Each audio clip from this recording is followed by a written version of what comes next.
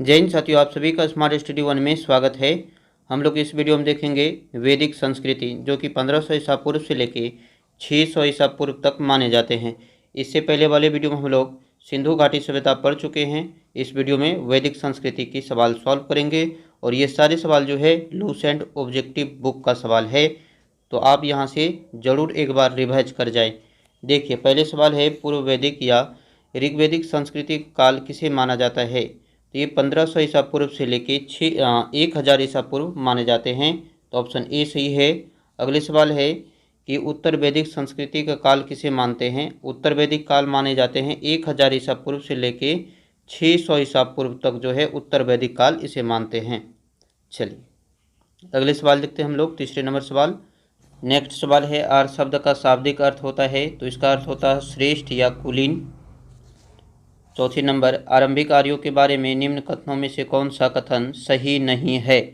तो कौन सा कथन सही नहीं है? तो वे मुक्त नगरों में निवास करते थे, ये गलत है। ये जो है शहर नगर में या शहर में निवास नहीं करते थे, ये ग्रामीण लोग थे। अगले सवाल देखिए, निम्न में से किस फसल का ज्ञान जो है वैदिक काल के लोगों को नहीं था?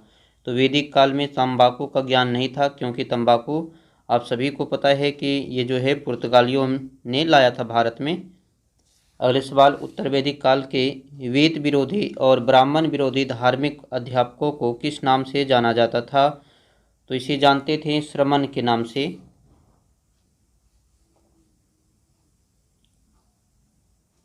नेक्स्ट है, वैदिक संस्कृति का महत्वपूर्ण अंक है। वैदिक संस्कृति का महत्वपूर्ण अंक है शुल्ब सूत्र। किस वेद में प्राचीन वेद युग की संस्कृति के बारे में सूचना दी गई है? तो ये दी गई है ऋग्वेद में। अगले है, निम्नलिखित में उत्तर वैदिक काल में लिखे गए ग्रंथों का सही क्रम क्या है? तो सबसे पहले वेद लिखा गया था, फिर ब्राह्मण, फिर आरण्यक और लास्ट में उपनिषद।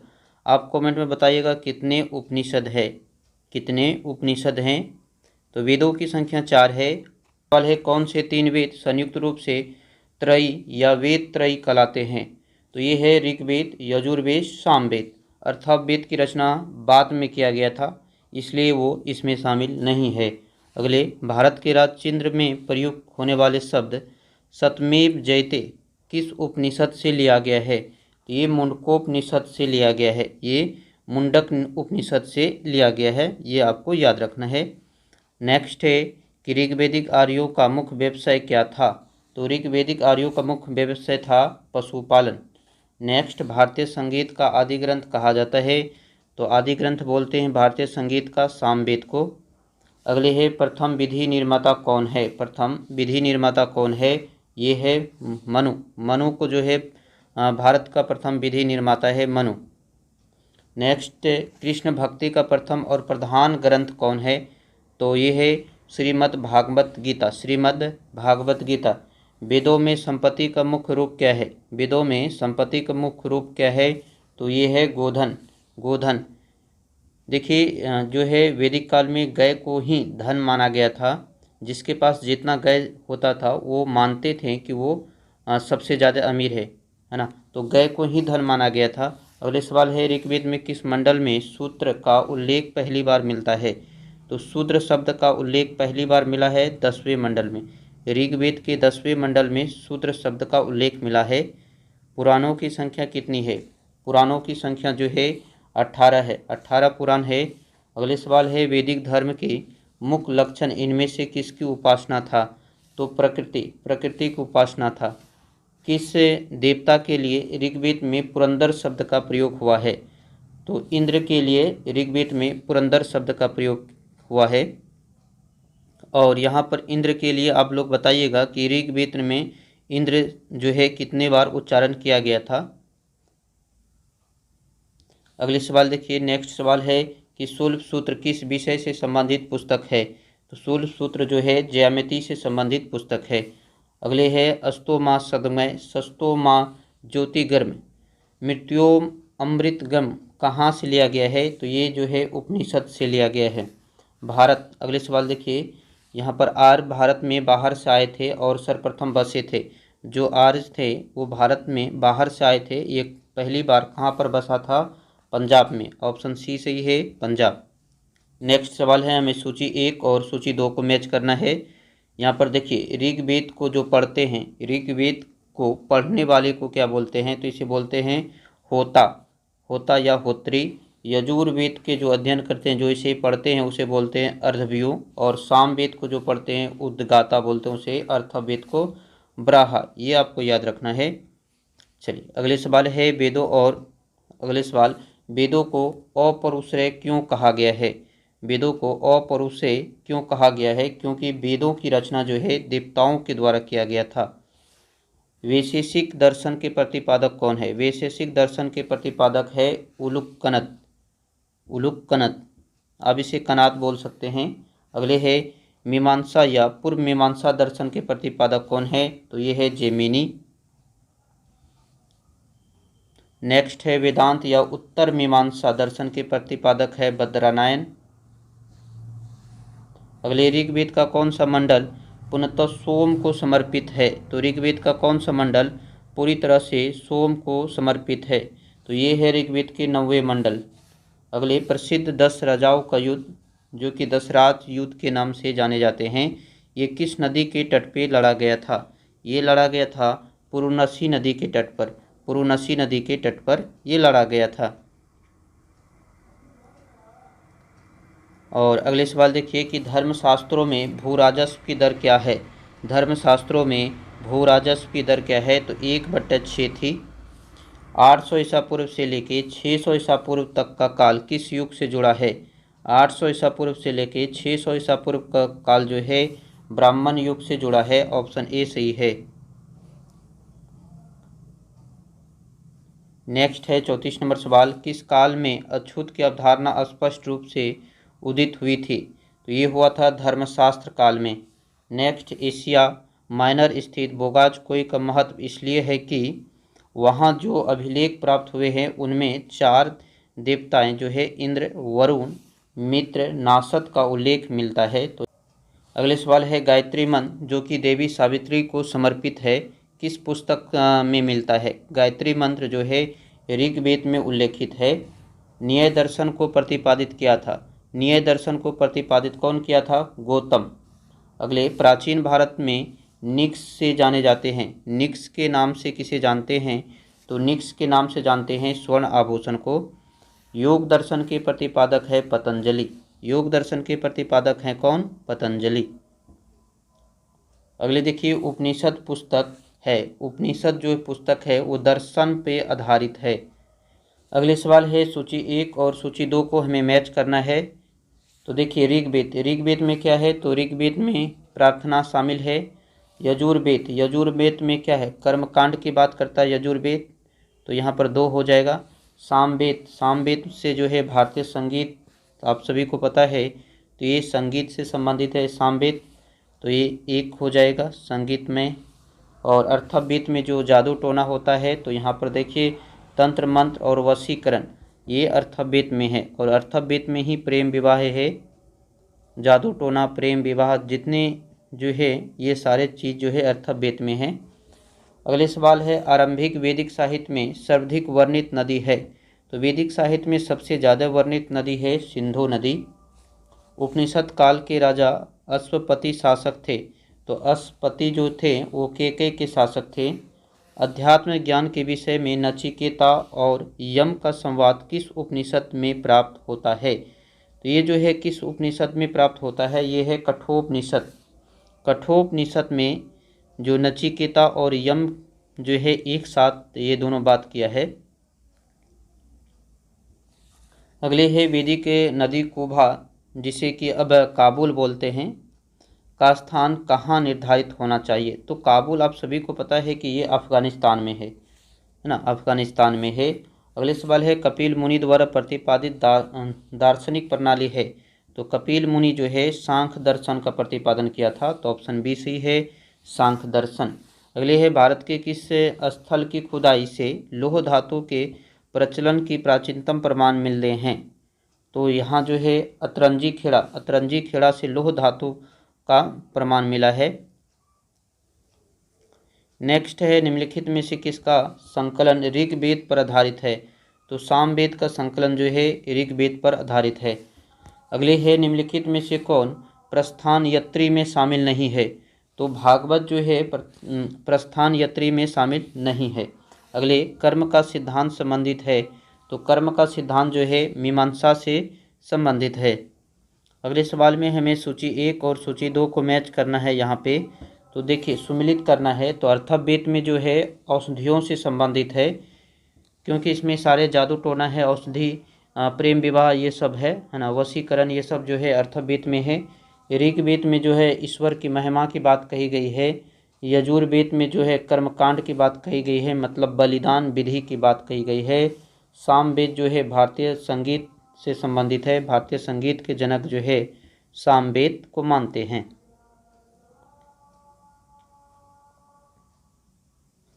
नेक्स्ट सवाल है चरक संहिता नामक पुस्तक किस विषय से संबंधित है? चरक संहिता जो है चिकित्सा से संबंधित पुस्तक है।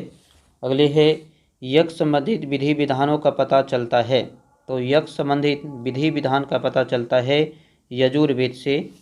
वैदिक युगीन सभा क्या था? तो सभा जो था मंत्री परिषद थी। क्या थी? मंत्री परिषद थी। वैदिक काल में सभा मंत्री परिषद थी। वैदिक युग में प्रचलित लोकप्रिय शासन प्रणाली थी, तो यहाँ पर लोकप्रिय शासन प्रणाली कैसा था? गणतंत्र था। सबसे प्राचीन वेद कौन सा है? तो सबसे प्राचीन वेद है ऋग्वेद। अगले कि निम्नलिखित में से कौन सा भारतीय दर्शन की आरंभिक विचारधारा है? कौन सी भारतीय दर्शन की आरंभिक विचारधारा है? तो वो है सांख्य दर्शन। नेक्स्ट है सांख्य, योग, न्याय, वैशेषिक, मीमांसा एवं वेदांत, इन 6 विभिन्न भारतीय दर्शनों की स्पष्ट रूप से अभिव्यक्ति हुई है। ये सभी की चर्चा जो की गई है वो वैदिक काल में किया गया है, तो ऑप्शन ए सही है, वैदिक युग में। अगले सवाल है निम्नलिखित में वह दस्तकारी कौन सी है जो आर्यों द्वारा व्यवहार में नहीं लाई गई थी? तो आर्यों द्वारा व्यवहार में नहीं लाई गई थी लोहार।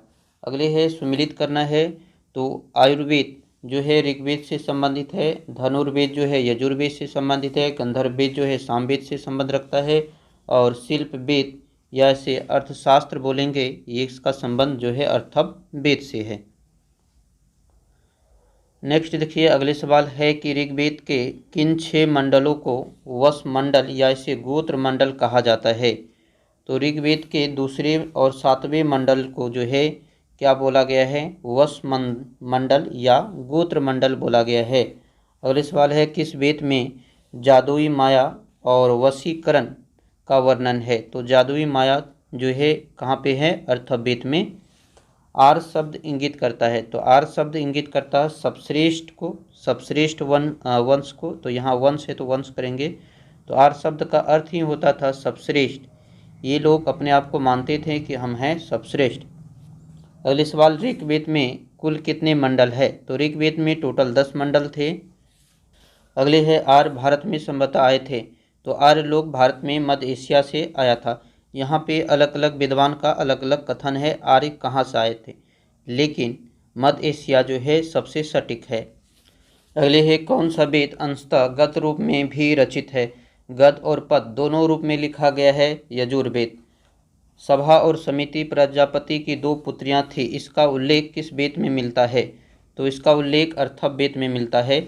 नेक्स्ट ऋग्वेद किस युग की प्राचीनतम संस्था कौन सी थी?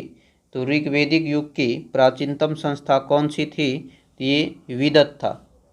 नेक्स्ट है ऋग्वेद युग की प्राचीनतम संस्था कौन सी थी? तो ऋग्वेद युग की जो है प्राचीनतम संस्था थी विदत। ब्राह्मण ग्रंथों में सर्वाधिक प्राचीन कौन है? ब्राह्मण ग्रंथों में सर्वाधिक प्राचीन कौन है? तो ये है शतपथ ब्राह्मण। विवाह, तो इसमें उच्च वर्ग का पुरुष निम्न वर्ग के नारी के साथ विवाह करते हैं। नेक्स्ट देखिए अगले है 72 नंबर सवाल की प्रतिलोम विवाह माना जाता है। प्रतिलोम विवाह में क्या होता है कि उच्च वर्ग का नारी होता है और निम्न कुल के जो है पुरुष होते हैं। वैदिक काल में यव कहा गया है, तो वैदिक काल में यव का अर्थ होता है गेहूं, तो ये गेहूं हो जाएगा। अगले सवाल देखिए व्रीहि शब्द किससे जो है प्रयुक्त होता है? तो व्रीहि शब्द किसके लिए यूज किया गया था? तो व्रीहि शब्द का मतलब होता है चावल, इसका अर्थ ही होता है चावल। अगले देखिए अर्थव का अर्थ क्या है। अर्थव का अर्थ है पवित्र जादू, क्योंकि अर्थव वेत्र में जादू टोना वशीकरण की बात कही गई है, प्रेम विवाह की बात कही गई है। अब नेक्स्ट सवाल है प्राचीनतम व्याकरण अष्टाध्यायी की रचनाकार है। तो अष्टाध्यायी किसने लिखी थी? पापेनी। निम्नलिखित में से कौन सी स्मृति प्राचीनतम है? कौन सी स्मृति प्राचीनतम है? तो वो है मनुस्मृति। आदि काव्य की संज्ञा किसे दी जाती है? तो आदि काव्य की संज्ञा किसे दी जाती है? रामायण को। रामायण को आदि काव्य की संज्ञा दी जाती है। और जय संहिता जो बोलते हैं वो महाभारत को बोलते हैं। चलिए अगले सवाल देखिए। अगले सवाल है कि प्राचीनतम पुराण है। तो मत्स्य पुराण सबसे प्राचीन पुराण है। 18 पुराणों में से मत्स्य जो है सबसे प्राचीन है। नेक्स्ट है ऋग्वेद में सबसे पवित्र नदी किसे माना गया है? तो ऋग्वेद में सरस्वती नदी को सबसे पवित्र नदी माना गया है। अगले सवाल है वैदिक समाज की आधारभूत इकाई थी। तो वैदिक समाज की आधारभूत इकाई थी कुल। नेक्स्ट सवाल है ऋग्वेदिक काल में उस सबसे प्रधान देवता की पहचान करें जिसकी स्मृति में 250 सूक्तों की रचना की गई है। तो 250 सूक्त जो है इंद्र के लिए रचना की गई और अग्नि के लिए जो है 200 का रचना किया गया था। अगले है किस वेद में सभा को नरिष्ठ अर्थात सामूहिक वाद विवाद या अनुलंघनीय कहा गया है? तो ये अर्थवेद में कहा गया है। नेक्स्ट किस रचना में नारी को सूरा और पाशा के साथ 3 प्रमुख बुराइयों में शामिल किया गया है? तो ये है मित्रायणी संहिता में। नेक्स्ट सवाल अगले सवाल है कि उत्तर वैदिक काल में किस देवता को सर्वोच्च स्थान प्राप्त था? तो उत्तर वैदिक काल में जो है प्रजापति फेमस हो गया था। तो यहाँ पर ऑप्शन ए सही है, प्रजापति। अगले है देखिए क्या होता है राजसूय यज्ञ। राजसूय यज्ञ में जो है राजा के सिंहासनारोहण के लिए एक यज्ञ कराते हैं, इसे बोलते हैं राजसूय यज्ञ। एक होता है अश्वमेध यज्ञ जिसमें हम जो है घोड़ा को छोड़ते हैं। राजा क्या करते हैं? राजनीतिक शक्ति को बढ़ाने के लिए यज्ञ कराते हैं। अगले देखिए वाजपेयी यज्ञ। वाजपेयी यज्ञ में क्या होता है कि सौर प्रदर्शन या प्रजा के मनोरंजन के लिए जो है यज्ञ करते हैं। और अग्निष्ठोम यज्ञ जो है देवताओं को खुश करने के लिए या प्रसन्न करने के लिए जो है पशु बलि दिया जाता है। इस तरह के सवाल जो है यूपीएससी में पूछे जाते हैं, तो ये ज़रूर देख ले। अगर आप यूपीएससी की तैयारी कर रहे हैं या पीसीएस की तैयारी कर रहे हैं तो इसे ज़रूर एक बार पढ़ ले। नेक्स्ट सवाल है 88 नंबर सूची 1, जो कि सूची 1 में नदी का नाम दे रखा है और ये प्राचीन नाम है और ये सेट जो है आधुनिक नाम है। तो देखिए पुरुनसी रावी नदी का नाम है और सतुदी जो है सतलज को बोलते थे, अस्किनी चिनाब को बोलते थे, विपाशा ब्यास को बोलते थे। ये नाम याद कर लीजिए, ये जो है पूछे जाते एग्जाम में। संस्कारों की कुल संख्या कितनी है? जो संस्कार होते हैं वो 16 प्रकार के होते हैं। अगले सवाल देखिए हमें सुमिलित करना है ब्राह्म विवाह। ब्राह्म विवाह में क्या होता है? समान वर्ण या जाति का विवाह होता है। और देव विवाह में जो होता है पुरोहित का परिश्रमिक से मिले कन्या के साथ विवाह होता है, तो उसे बोलते हैं देव विवाह। अगले है आर्ष विवाह। जो आर्ष विवाह होते हैं उसमें कन्या मूल के रूप में एक जोड़ी गाय व बैल चुकाकर जो है विवाह किया जाता है। और अंतिम है प्रजापत्य विवाह। प्रजापत्य में जो है बिना दहेज का ही विवाह करते हैं, बिना दहेज का विवाह करते हैं, तो उसे बोलते हैं प्रजापत्य विवाह। और नेक्स्ट है देखिए गंधर्व विवाह। गंधर्व विवाह जो है इसे बोलते हैं प्रेम विवाह, है ना। प्रेम विवाह को क्या बोलते हैं? गंधर्व विवाह, जो कि आज जो है भारत में धीरे धीरे आगे बढ़ता जा रहा है प्रेम विवाह। अगले है असुर विवाह। असुर विवाह में क्या होता था कि कन्या को खरीद कर उसमें से शादी करते थे। एक तरह के ये है बलपूर्वक विवाह, उसे खरीद के फिर उससे शादी करना। अगले है राक्षस विवाह। राक्षस विवाह में क्या होता था कि जो भी राजा हार जाता था तो हारे हुए राजा की कन्या या उसे अपहरण कर लेता था और फिर उससे शादी करते थे, तो इसे बोलते थे राक्षस विवाह। और अगले है पेचास विवाह। पेचास विवाह जो है सबसे घटिया किस्म के विवाह है, जिसमें कि सोई हुई अवस्था में कन्या को गुमराह कर या मानसिक रूप से अस्वस्थ कन्या को गुमराह कर जो है उसके साथ विवाह कर लिए जाते हैं, तो इसे बोलते हैं पेचास विवाह। चलिए अगले सवाल देखिए, तो 50 विवाह जो है सबसे घटिया किस्म के विवाह है। नेक्स्ट है, 3 ऋण में शामिल नहीं है। तो 3 ऋण में जो है मातृ ऋण शामिल नहीं है। अगले ऋग्वेदिक काल से संबंधित मृदभांड संस्कृति है। ये है गेरुवनी मृदभांड संस्कृति। सवाल, उत्तर वैदिक काल से संबंधित मृदभांड संस्कृति है। तो ये है चित्रित धूसर मृदभांड संस्कृति। नेक्स्ट सवाल है कि हरियाणा प्रांत में चित्रित धूसर मृदभांड स्थल किस स्थान पर हाल ही में उत्खनन में प्रकाश में आया था। तो ये है भगवानपुर में जो है चित्रित धूसर मृदभांड संस्कृति खोजा गया था। अगले सवाल, प्राचीनतम विवाह संस्कार का वर्णन करने वाले विवाह सूक्त किसमें पाया जाता है। विवाह सूक्त जो है ऋग्वेद में पाया जाता है। अगले सवाल देखिए कि ऋग्वेद में अधन जो बोलते हैं वो जिसे मार नहीं सकते थे या जिसे मारने पर दंड दिया जाता था, अधन जो कहा गया है वो गय को कहा गया है, क्योंकि ऋग्वेद में जो है ना गय को मारते नहीं थे। जो भी व्यक्ति गय को मारते थे उसे उस इलाके से या उस राज्य से बाहर कर दिया जाता था।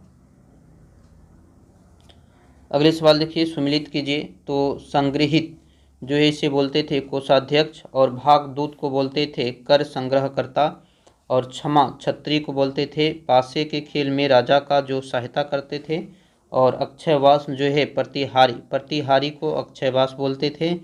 नेक्स्ट सवाल है, ऋत प्राकृतिक संतुलन स्थापित करने के कारण किस वैदिक देवता को ऋतस्य गोप कहा गया है। तो वरुण को कहा गया है ऋतस्य गोप।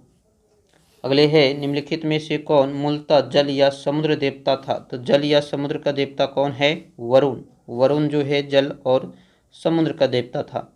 101 नंबर सवाल देखिए कि 3 कर्मों में तीनों लोक को माप लेने के कारण किसे उपकर्म कहा गया है। तो उपकर्म कहा गया है किसे, विष्णु को। विष्णु भगवान ने जो है 3 ही पक में पूरे ब्रह्मांड को नाप लिया था, आप सभी को पता है। अगले देखिए, सुमिलित कीजिए। तो पूषण जो है विवाह का देवता है, रुद्र जो है पशुओं का देवता है, और घो जो है ये जगत का पिता है, और अदिति जो है देवताओं का महान माता है। अदिति देवताओं का महान माता है। मनुस्मृति मुक्तिया संबंधित है। तो सामाजिक व्यवस्था से संबंधित है मनुस्मृति। गायत्री मंत्र की रचना किसने की थी। तो गायत्री मंत्र जो है विश्वामित्र के द्वारा रचित की गई थी। ऋग्वेद के 3रे मंडल में मिलता है गायत्री मंत्र। अगले सवाल है अवेस्ता और ऋग्वेद में समानता है, और पूछ रहा है कि अवेस्ता का संबंध किस क्षेत्र से है। तो अवेस्ता का संबंध जो है ईरान से है। नेक्स्ट, निम्नलिखित में से कौन सी एक ऋग्वेदिक आर्यों की लाक्षणिक विशेषता नहीं है। तो ऋग्वेद में जो है लोहे का उपयोग नहीं हुआ था, तो वे लोग लोहे से प्रचलित थे, ये गलत बात है। अगले देखिए, ऋग्वेद में निम्नलिखित किन नदियों का उल्लेख अफगानिस्तान के साथ आर्यों के संबंध का सूचक है। तो अफगानिस्तान में कुबा और क्रमो फेमस नदी थी उस समय। इसका प्राचीन नाम जो है, अब इसका आधुनिक नाम आपको याद रखना है, कुबा और क्रमो का। अगले देखिए, धर्म तथा शत्रु भारत की प्राचीन वैदिक संस्कृति के एक केंद्रीय विचार को चित्रित करते हैं। इस संदर्भ में कथन पर हमें विचार करना है। पहले कथन है, धर्म व्यक्ति के दायित्व एवं समूह तथा दूसरों के प्रति व्यक्तिगत कर्तव्यों का संकलन था। तो ये क्या है, ये बिल्कुल ही सही बात है। और दूसरी है कि रीत मूलभूत नैतिक विधान था जो सृष्टि और उनमें अंतर्निहित सारे तत्वों के क्रियाकलापों को संचालित करता था। तो ये भी सही है। तो यहाँ पर इन दोनों कथन बिल्कुल ही सही है। अगले सवाल है, आर्यों के आर्टिक होम सिद्धांत के पक्ष किसने लिया था। तो ये तिलक साहिब ने लिया था। तो ऑप्शन सी हो जाएंगे तिलक। नेक्स्ट है, सूची 1 और सूची 2 को मैच करना है। तो यहाँ पर पुराना नाम दे रखा है और यहाँ पर नए नाम है। तो कुभा जो है काबुल, ये पर कहाँ काबुल, और पुरुनसी जो है पुरुनसी वो रावी नदी को बोलते हैं, और सदानीरा जो है गंडक नदी को बोलते हैं, और सदुत्री जो है सतलज नदी को बोलते हैं। ये प्राचीन नाम है। चलिए, ये फिर से भाग गया था तो इसे आगे बढ़ा लेते हैं। हम लोग पढ़ चुके थे कहाँ तक, तो ये कंप्लीट हो गया। इसके बाद देखिए अगले है 111 नंबर सवाल। 111 नंबर सवाल देखिए कि ऋग्वेद में सूक्त है, तो ऋग्वेद में सूक्तों की संख्या जो है कितनी है? 128, 128। अगले सवाल, पूर्व वैदिक आर्यों का धर्म प्रमुखता था, तो पूर्व वैदिक आर्यों का धर्म क्या था? तो यह प्रकृति पूजा और यक्ष पे आधारित था। नेक्स्ट देखिए, अगले सवाल है, निम्नलिखित में से किसे भारतीय परमाणुवाद का जनक कहा जाता है? तो भारतीय परमाणुवाद का जनक किसे बोलते हैं? तो आपको ले चलते हैं ऑप्शन के पास। इसके ऑप्शन कहाँ मिलेंगे? तो आगे मिलेंगे। तो किसे बोलते हैं? महर्षि कणाद को। कणाद साहेब को क्या बोलते हैं? भारतीय परमाणुवाद का जनक बोलते हैं। नेक्स्ट सवाल है, शतपथ ब्राह्मण से संबंधित राजा विदेह माधव से संबंधित ऋषि थे, तो राजा विदेह माधव से संबंधित ऋषि कौन थे? तो ऋषि गौतम रहुगन, ऋषि गौतम रहुगन। देखिए, इस टॉपिक में जो है वैदिक काल में 114 सवाल था जो हम लोग कर चुके हैं। आगे मिलेंगे हम लोग अगले टॉपिक में।